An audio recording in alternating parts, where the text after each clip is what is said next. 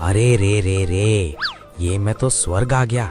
कहाँ वो मालिक की दिन रात की सेवा और दिन भर की कुटाई, फिर चारे में वही घास फूस और चूना पानी।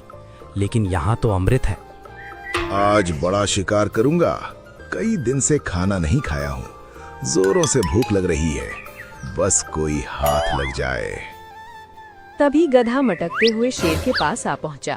शेर थोड़ा चौंकता है, फिर बोलता है, अरे वाह, शिकार खुद चल के आया है, वो भी इतना हट्टा कट्टा। मजा आएगा। अरे बाप रे, ये शेर है क्या?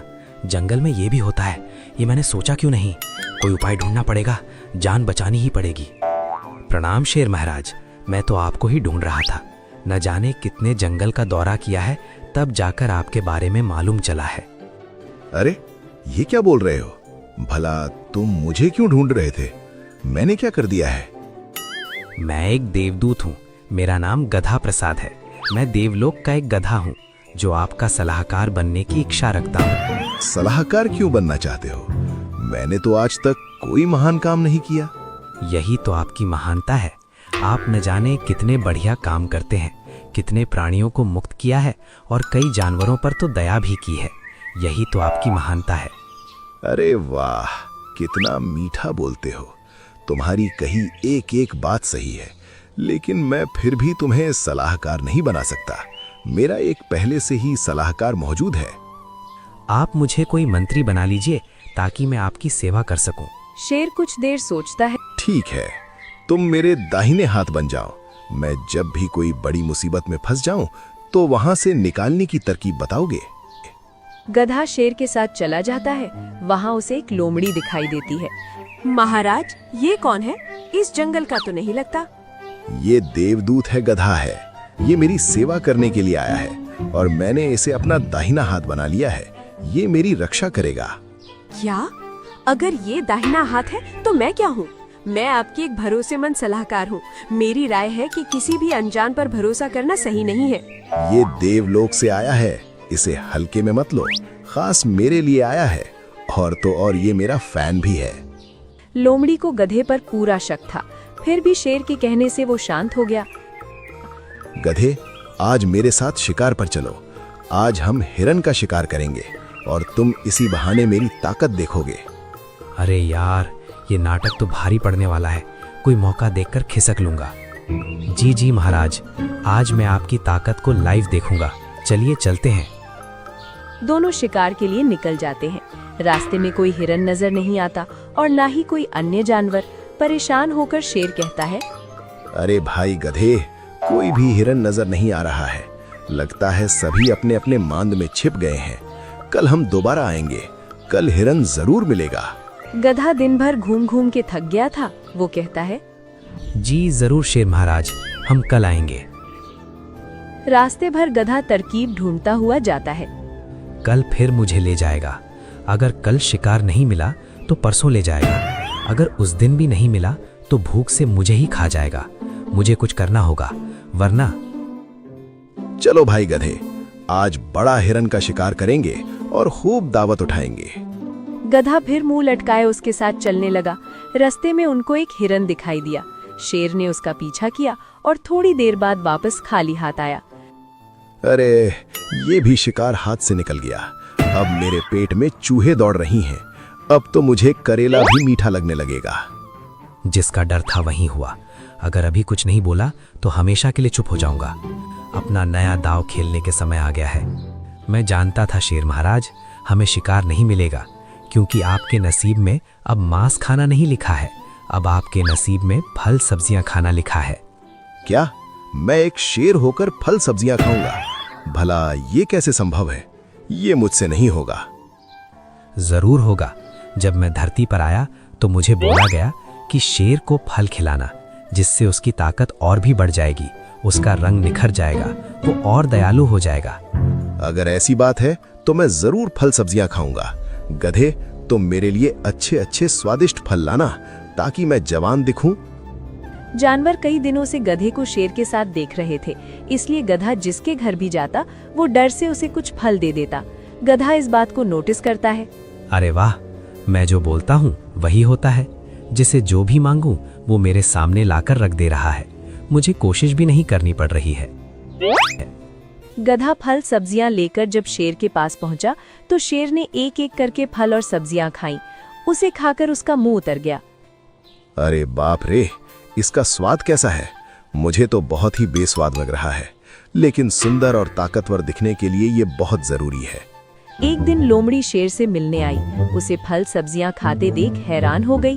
उसने पूछा, ये आप क्या कर रहे हैं? भला फल और सब्जियां क्यों खा रहे हैं? छोड़िए ये सब। तुम चुप रहो, इससे मुझे ताकत और सुंदरता मिलेगी।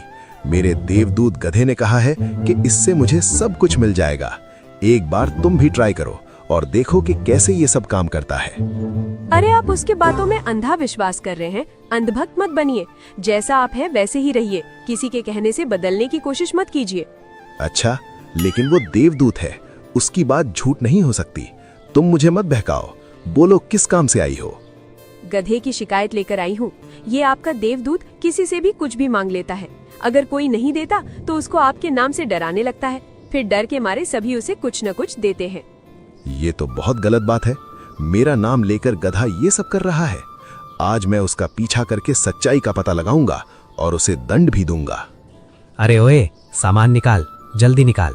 मेरा पास समय नहीं है, वरना शेर को बुलाऊंगा। अरे गधे, तुम ये क्या कर रहे हो?